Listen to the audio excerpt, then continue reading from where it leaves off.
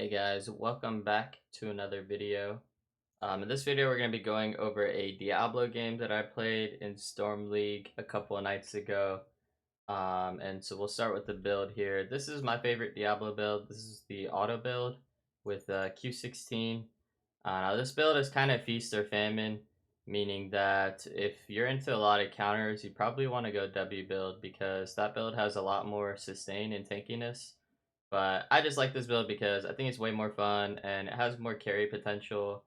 And yeah, just like a comfort for me. And I think it's really good as well.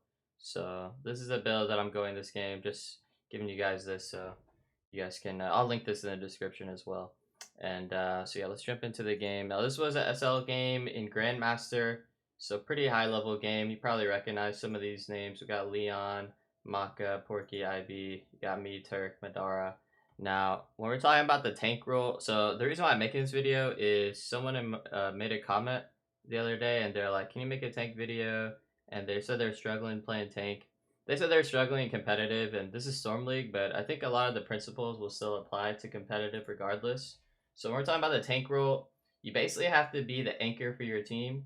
You got to be getting the vision, you got to be engaging, and generally your role is to punish the enemy team when they mess up.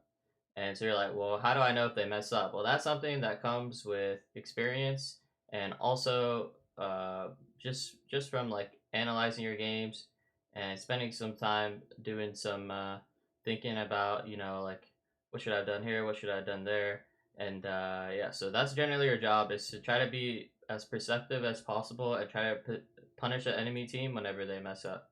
So you see right here, early game. So early game Diablo in general. So Diablo, he's kind of like I consider him a very feast or famine hero.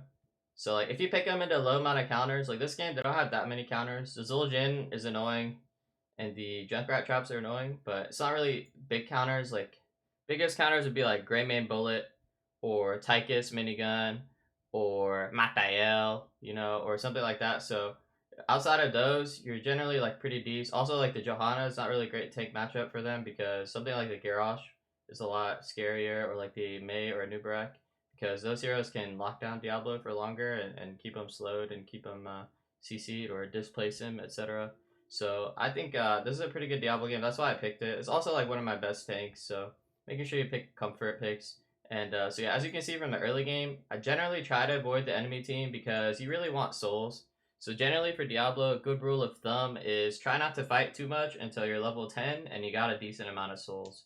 So generally in the early game, I just go for like trying to get some souls by once you get your level 4 talent, you auto people and you get a soul for each auto. So just trying to auto people for souls, trying to stay away from the majority of the people. So I'm just going to let one of my teammates catch this wave down here, and I'm going to go for this cheeky gank up here, and maybe I can end up getting some souls. So yeah, just trying to avoid the enemy team early and trying to get to that 10 power spike. So you see here, I was a little bit late. I should have ganked it a bit sooner, but good news is we actually demeched him. So boom, right there, 10 souls. So just like that, nice little rotation, got 10 souls. I think about the gank, but their Sukov came and hovered. So just right now, just mainly just trying to scale up. So that's a real important thing about Diablo is just scaling up. And also a really good combo we have this game is Brightwing Diablo. So Brightwing Z, it's a percent health. So you see that's 8% maximum health, and then baseline, it's 25%. So he's going to heal me 33% of my max health every time he goes on me. And that's really, really huge because Diablo with souls is high HP. So having percent health healing is super nice. So right here, they go for an invade, but I feel like we can fight this mainly because they haven't set up the Junkrat good enough here. And also Joey's trait pretty early. So like this is one of these, you kind of just feel it out.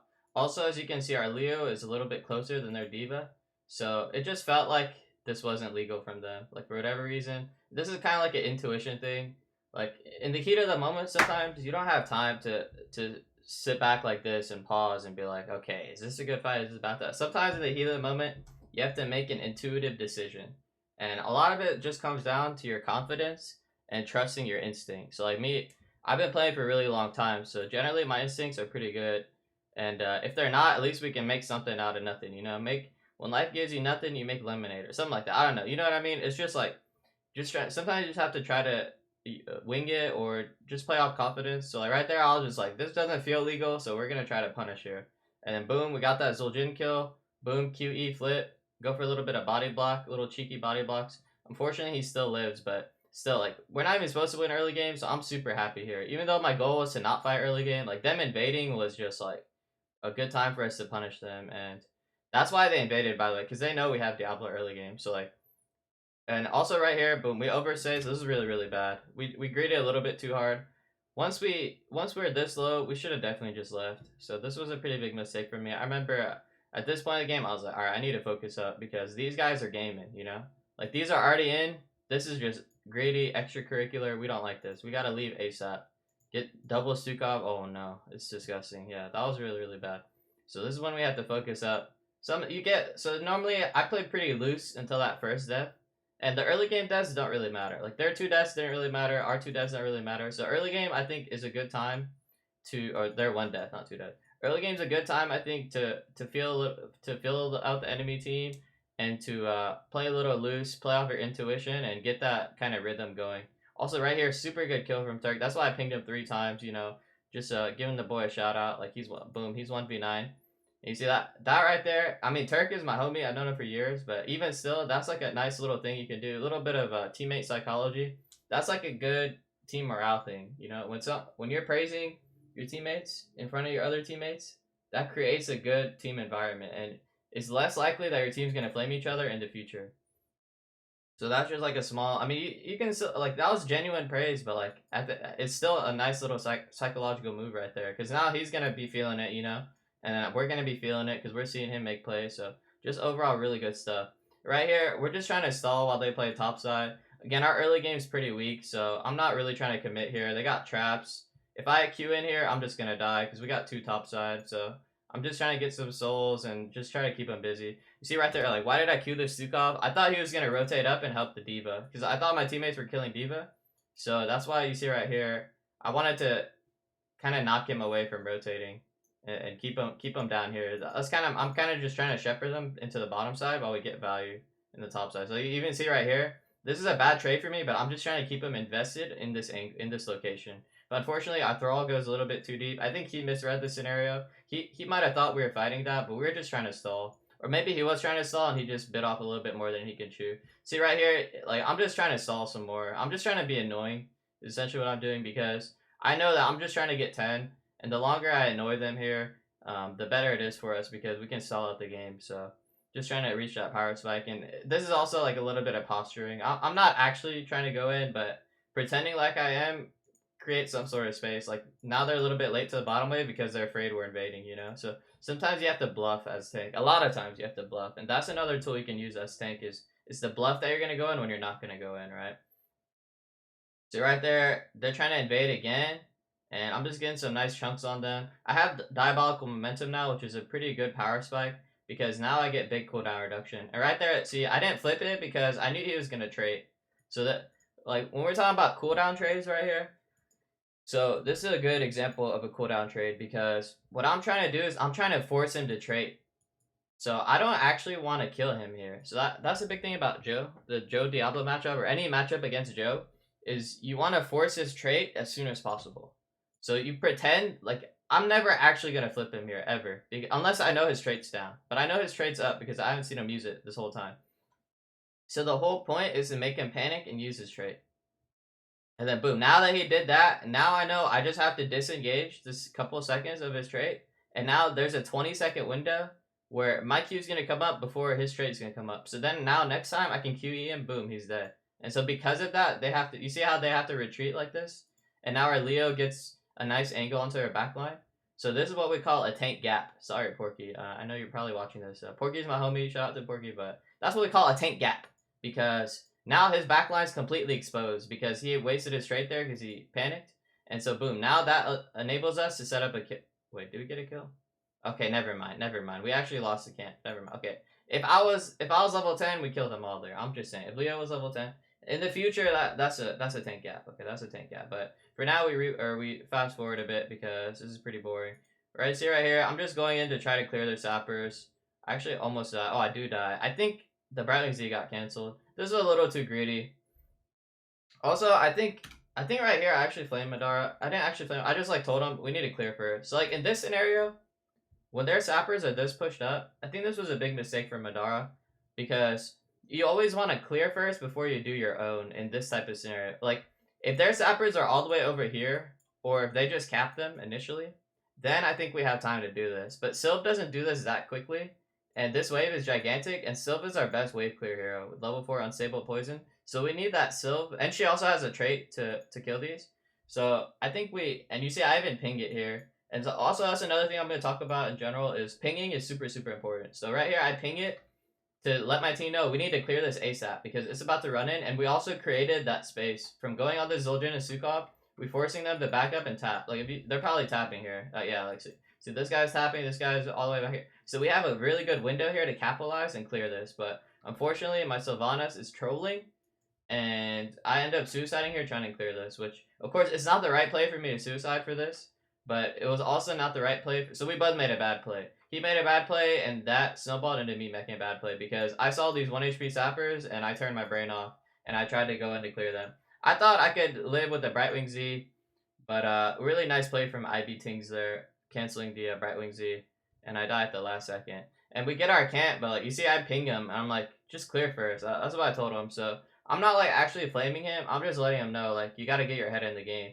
And so like this is one of those scenarios where this is like kind of I tend to take a leadership role in my games because usually I'm the highest ranked player on my team. So I'm like the crown, like the banner. And I think generally if you're the crown in your game, you should try to adopt that leadership role if you're comfortable doing it. And I mean, also it helps that I have a relationship with these players as well, which generally in the higher levels, like I've known Madara, like I know Madara personally, so whenever I say something to him, he doesn't take it as he won't be as offended as like someone else, you know. So, but that was like kind of light criticism. But even though sometimes your teammates might get into a really bad argument over something like that, but I'll just letting him know next time, you know, like yo, just clear first, like so maybe next time we run into that same scenario, he might actually clear first. See right here, they're 10 to 9, but their burst is not that high, so pretty sure we can live here if I just get the Brightwing Z and I Q out. So really, really nice trade for us. I got another 10 souls. Oh my god, I died again. Okay, I really didn't think I would die. But still, overall, not bad because they used 3 ultis and only one of us died. And we're probably still going to have to get both of these, but you might think that's really bad that I died there, but it's actually not that bad because they could have got a lot more off those ultis. So right there, just a tactical trade of... And I got 10 souls off the Diva mech, so I'm almost full souls now. And so now level 10, the real games begin. The real game begins because, like I said, 10 on Diablo, that's a big spike. So here we go. Let's see what we end up doing with our 10. So I still know that they used ultis last time. So right now I'm coming in with a more aggressive mindset, and I'm trying to capitalize if I can find any sort of angle for that. So just getting some more souls. So you see, calling this invade, Leoric is basically calling that he wants to fight this. So you already know, as a tank, that's my job to run in first, face check, because even if they all in me here, it's way better for my team because all their cooldowns will be used on me. So as a tank, you can't be afraid to eat their cooldowns, assuming that your team is ready to capitalize off of that. So unfortunately, they're able to get the camp, but oh, maybe Q flip into mind control. So this boop actually put me in an extremely good scenario where now I have an extreme, and they shoved me and miss bless. So now I have the perfect boom, APOC, flip, stun, poly, boom, perfect. That guy can't play the game. So right there, just making sure you layer your abilities properly. Of course, the boop was very, very fortunate for me. So the reason why I queued the Joe, again, is just try to get that cooldown trade. I didn't want my team to follow up on this as hard as they did. I kind of wish they didn't, because engaging, like I said, engaging on a tank is generally not good, assuming the team is there to capitalize, because if the tank eats all the cooldowns, then everyone else is free to do what they please. You know, the Zul'jin can start running up and smacking people.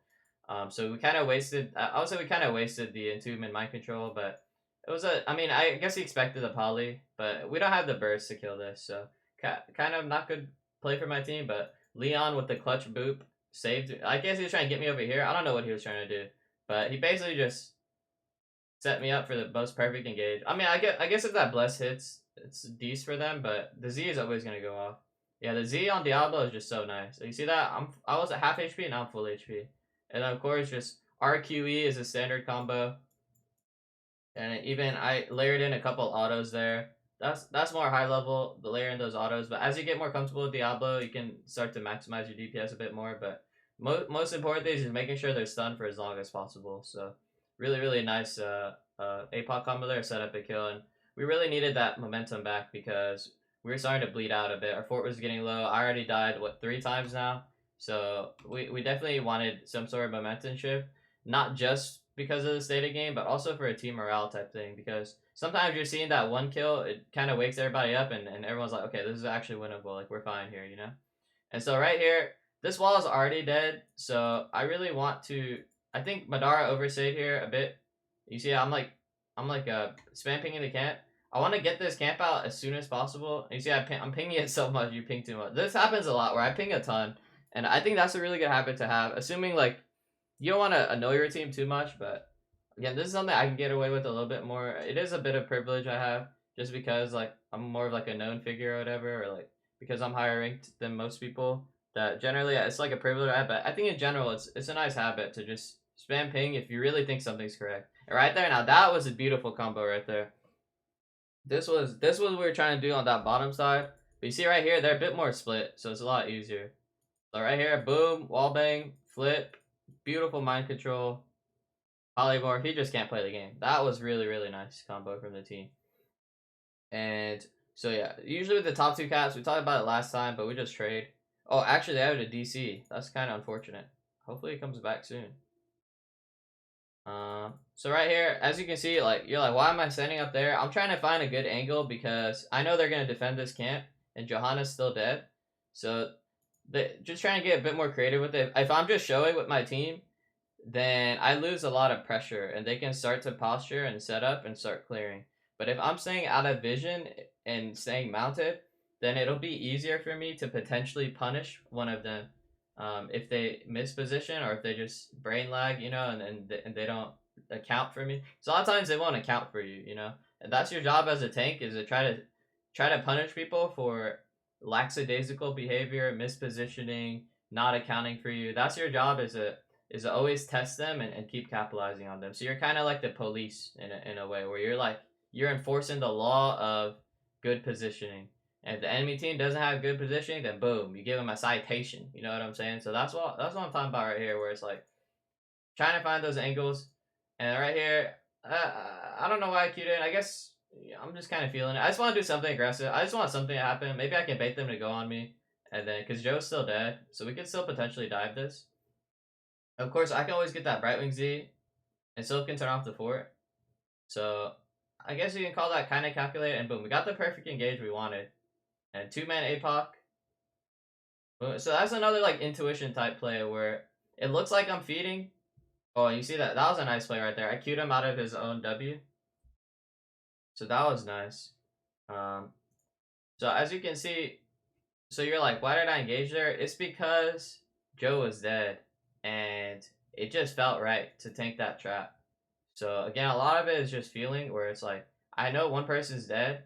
I know that I want them to engage on me because that frees up. Like you see, my team was able to free hit them that whole time because all their focus was on me, and my healer's able to freely heal me because all the focus on me. So it's really nice as a tank to make sure that all the cooldowns are going on top of you, the good ones and the bad ones, you know, the heals and the enemy damage, because that frees up your team to create more opportunity. And just like that, we ended up getting 3 picks and their 4, so massive swing in the game.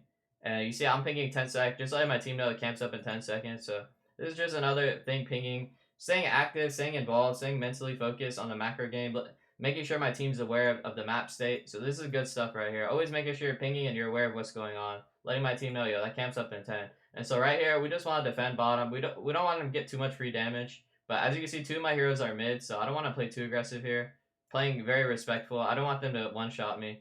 But now I know my Brightwing can Z me, so and they're getting a lot of free damage. So again, eating another trap.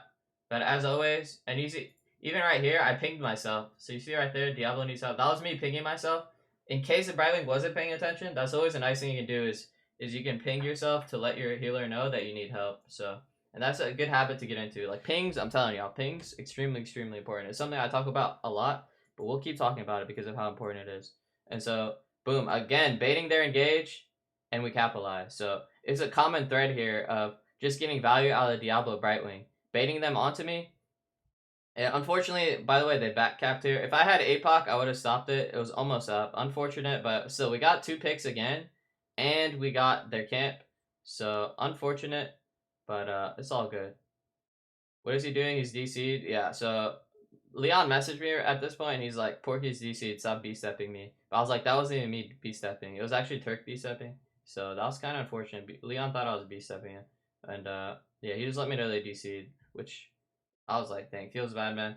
It's still a good replay I watched though, just because, even though you DC, just because there's still a lot of stuff we can talk about. And so yeah, no, right here at state of the game, we just want to try to see if we can walk any of these in. Maybe go for a nice pick. Madara going for that cheeky mind control, but double traps and Sukov, it's really really hard to do anything here. So, and also our fort's getting pretty low, so this could be a good time to maybe gank the diva. And I think that's actually, you see, Diablo wants to kill diva.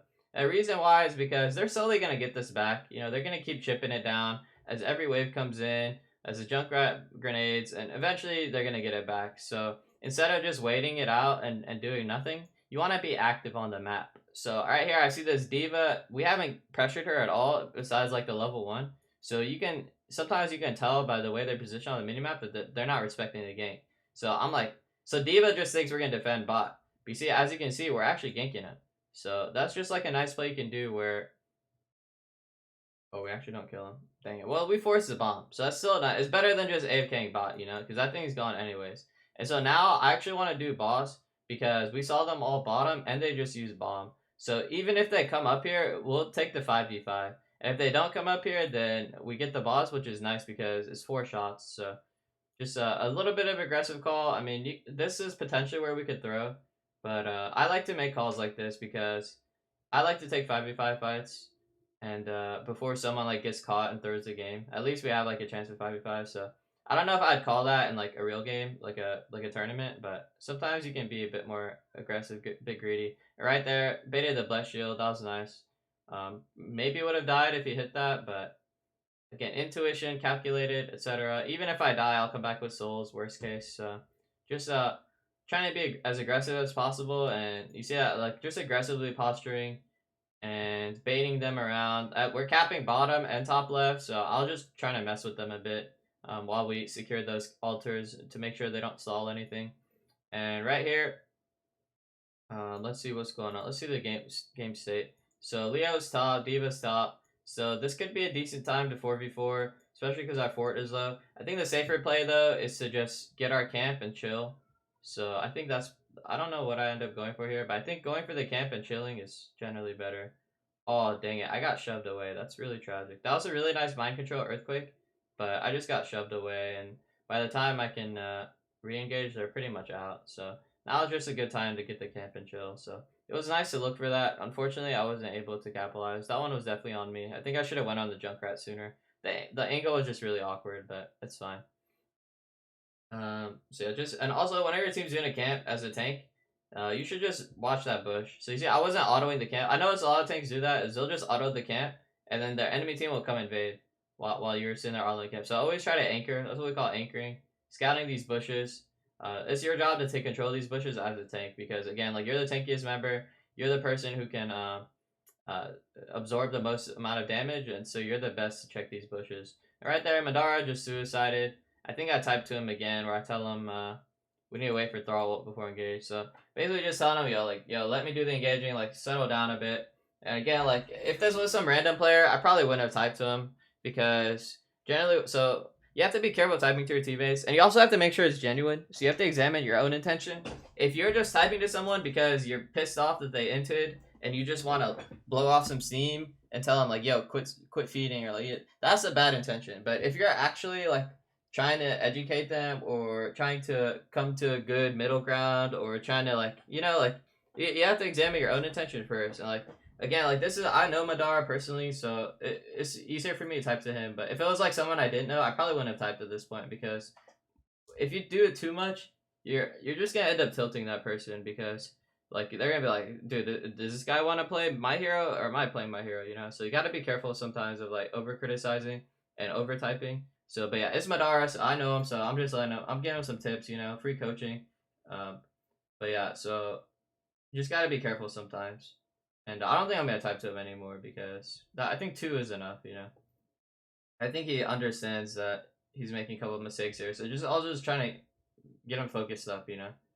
And so yeah, we lose the fort because of that, but it's fine because it was low anyways, and we can get it back later. So again, right here, being active on the map, there's no way we can get this fort back with our Sylvanas dead and with them having double traps. There's no way we can contest this because our Sylvanas is dead. So instead, looking for some sort of opportunity on the map. So you see pinging myself here, this is alerting the team that I'm going for this. Because a lot of times what happens, if you don't ping yourself, your team's just going to AFK down here and they're just going to sit here hitting 1 minion. So always being active on the map. There's no reason to be down here because there's no active sappers. The only time you need to be down here when they have the fort is if this camp is capped and is pushing your wave and it's about to push in death, then you want to be down here. But otherwise, you're just wasting time down here doing nothing. You know, maybe one person soak the wave, but generally you want to be active, go for some buildings, go for a camp, go for a boss potentially, or go for a pick, right? So right here, this is a good opportunity to go for this pick. Ping myself to alert the team, get that Brightwing Z in, stun chain this guy, boom, bada boom, boom, boom. Really nice pick from the team, and this should allow us to potentially get more here. You see here, I don't want to play too fast because our Sylva's too dead, so I don't APOC combo yet, and now finally, still don't APOC combo. Finally, okay, well we hit him with it, even though he shoves me. So just holding it a bit longer until necessary and boom, just like that.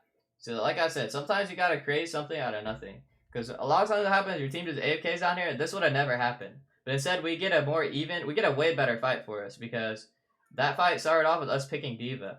So, and now we can take their fort back. So, just trying to be more active on the map, I think is very, very important. As a tank, that's your job, is to lead these rotations and to come up with these sort of plays. So, very, very important as a tank to examine the state of the game and to try to wrestle back the momentum for the enemy team when they take it from you. And also trying to make sure your momentum is not stopped by your own team. Like, make sure you're not self-sabotaging and making sure that you're trying to stop the enemy from taking it back. So you're very important as far as the momentum of the game is concerned. And so here, I'm just trying to push out this mid wave. It gives us nice vision if we push it out. Forces one of them to clear it. And actually, I should have been bottom, though. This was bad for me. I should have stayed bottom. He got a lot of free damage here because of that. So definitely my bad here. This 3 damage is because of me. I don't know why I went mid. That was bad. Because that's Leo's job. But it's fine. It was only like, I mean, it was a big chunk, actually. Definitely a big mistake. You see right here, I'm just playing back because, so you see again, Madara is going 2-hand. So I'm like pinging him back because our Thrall is doing the camp and Leo is mid. So like, I don't know why. Madara was playing really crazy this game. So like, he keeps trying to throw. So I'm just like pinging him back like, yo, quit throwing, you know. But thankfully he didn't die this time. He was able to bolt away. He got unstoppable and bolted away. And then really sick entomb from Turk there into the poly. I actually didn't even help with that kill, but my team's just smurfing. And again, like you see, Madara's in front of the tank. This is really, really bad. As DPS, you don't want to be in front of the tank. But he's just going for these slashy plays, which I'm not that happy about. I'm trying to keep an eye on him, make sure he doesn't throw here, basically. Because, I don't know, he was on some sort of, must have drank some Kool-Aid or something. I don't know. He's playing way too aggressive. So boom. You know, boom, boom, boom.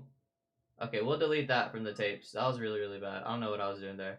I tried to go for the cheeky pick on Leon. I think Madara's inting inspired me is what I'll say about that one. And we actually got 1 sapper in, so not bad. Oh, I don't know if y'all can hear my cat. Hold up. 1 sec, sorry. Ganked by cat. We're almost done. 1 sec.